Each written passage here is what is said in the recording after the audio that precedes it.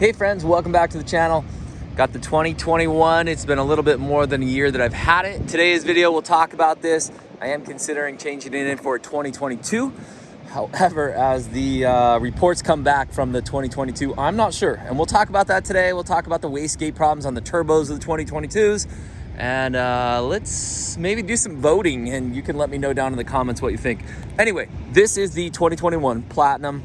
Awesome truck. It cost somewhere in the mid 50s. I think it was about 57 actually, but it's been an absolute fantastic truck. This is the 5.7 liter V8, of course, that Toyota has had for a very long time.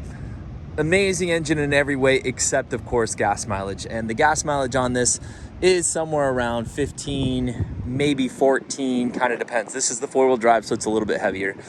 But my opinion is, I'd rather pay more at the pump, and right now it's costing me over 100, maybe even like 120, I think the last time I filled it up. It's a lot of money. There is no doubt about that. Fill up the gas tank. It's a bummer. However, there's absolutely no issues with this thing whatsoever. It is, well, actually I say that, maybe I can think of a couple. But overall, the big picture, from the engine to transmission to the big picture of the vehicle, it's an absolutely fantastic truck.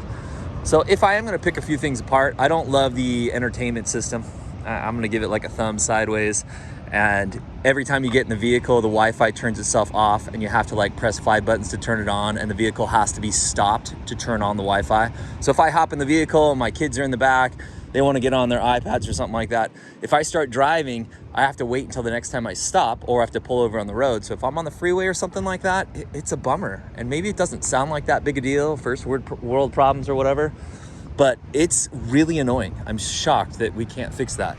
But from the reports I get, that's sort of, it is what it is. So there's a few little things like that that are kind of annoying. But again, those are pretty little things for a pretty awesome truck. You can see I've got the back window down right there. That's about where I like to have it, with the driver's window down on a nice day. Today's a beautiful day. So what else is going right with the truck? The 4-wheel drive is awesome. We've taken it to the snow. Maybe that. Taken it to the beaches. And the vehicle's fantastic. I'm a little disappointed in myself. I was giving myself about 1 year to put some tires and wheels and maybe push up this front end just a little bit. If you've seen my other videos, which I've made about 20 videos on this truck, so if you're not a subscriber, subscribe, and then go check out the playlist, Toyota Tundra build. And I was torn between this and the TRD Pro and couldn't decide which way to go. I really wanted the most comfortable seats I could possibly get. And believe it or not, that is one of the big reasons I ended up going with the Platinum. There are some other things that this Platinum, 21 Platinum, has that the TRD Pro did not have. And I've discussed that in the other videos as well. But some of the biggest ones are blind spot monitoring. Once you use blind spot monitoring, you will never want to drive a vehicle without it. At least that's how I feel. And I feel like it's such an important safety feature that any new vehicle should have blind spot monitoring for sure. There's just no question about it. Is the rear traffic control. So when you're put it in reverse and you're backing up, this one can actively see, not just the camera, but it can sense or see or whatever, however those sensors work. But it lets you know when someone's coming or walking their dog or whatever. So it gives a lot more confidence that you know what is behind you when you're backing up this vehicle. So obviously that's huge for a truck this big, and for the inability to really see behind us as well as we'd like to in this big of a vehicle. The cameras are great, but those sensors going off, and they are pretty darn accurate. When I hear it going off, I'll look at my camera and I don't see a car coming. And then I wait a second and then the car comes.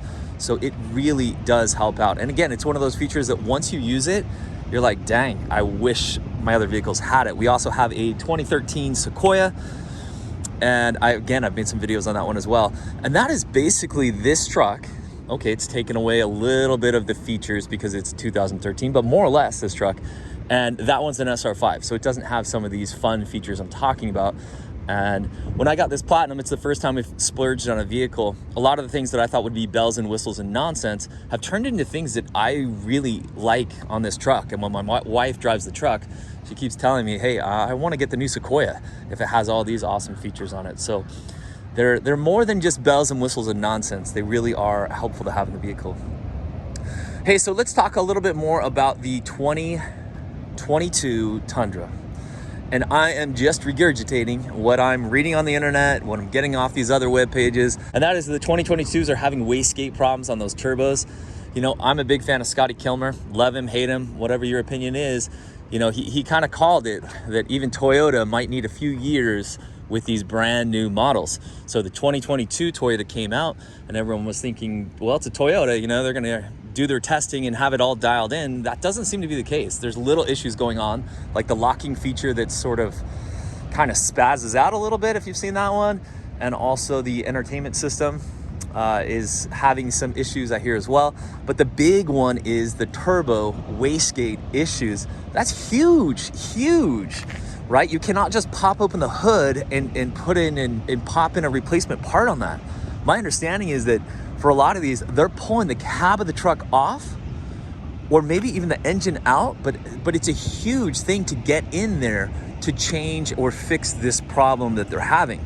So while they are coming out with a solution for it, to have to do that intrusive of a thing to your truck and then put it back together, I don't want them to do that in my truck, right? It never seems to go back together. When I took our Sequoia into the dealership just to get an oil change, they couldn't do it right. One of the times they didn't torque down the oil pan plug, and I had oil streaming out of the vehicle for an hour or so before I realized it.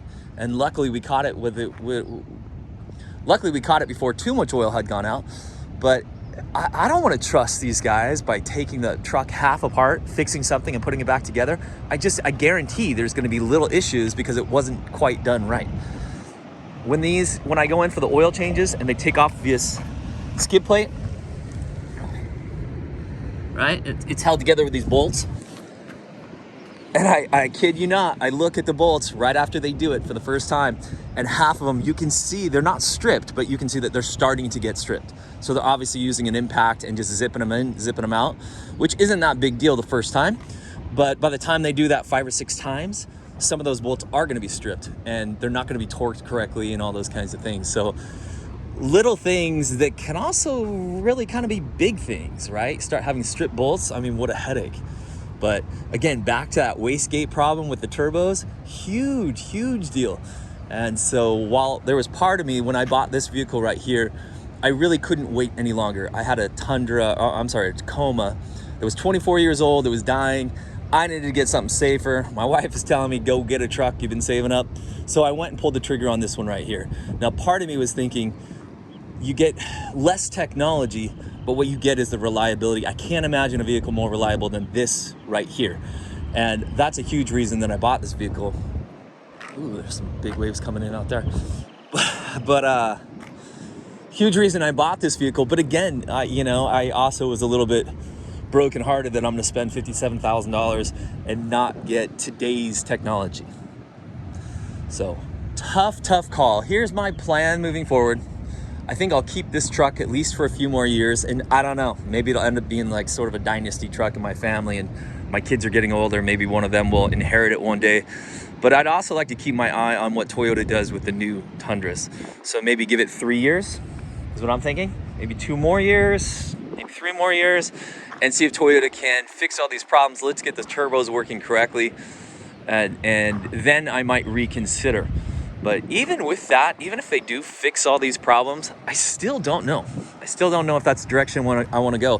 When you drive a V8 like this is not the TRD exhaust, by the way, but it sounds right. It sounds like a V8.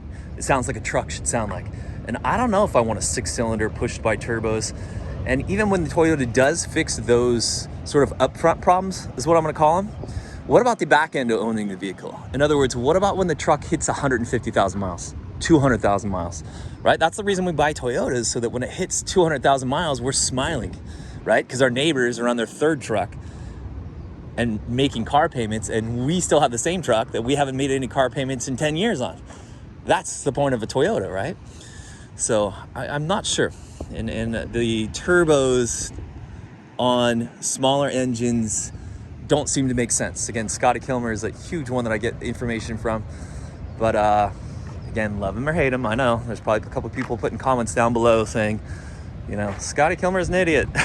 But my opinion is, if you really listen to him, I think he knows what he's talking about. When we're putting turbos and putting those onto smaller displacement engines, onto 6 cylinders, even 4 cylinders for some, but talking about the Tundra, the 2222 Tundra, we're talking about that 6-cylinder engine pushing turbos, and I just wonder if you're really gonna get that same 10, 15, and 20-year lifespan out of these trucks. Hey friends, I'm ranting a little bit. If you got one of these Tundras, congratulations to you. I think this is gonna end up being like one of the best years of these trucks of all time. This truck has been nothing but good news for my family, and I'm really, really excited for it. Again, we have that 2013 Sequoia, so I am keeping my eye out on the new Sequoia. The wife wants to get one of those. We'll see how that price ends up coming out. But also, if you're in the market for one of these and considering the Platinum, I get it, it's a lot more money. I know that's kind of heartbreaking for me too. But at the same time, the bells and whistles are not bells and whistles nonsense. They are really additional features, especially the safety ones, that make a big difference in your driving experience. All right, friends, hey, listen, if you liked this video, again, I've made a bunch of these. I got some on the Sequoia as well. So subscribe to the channel, look up those playlists, and we'll catch you next time. Bye for now.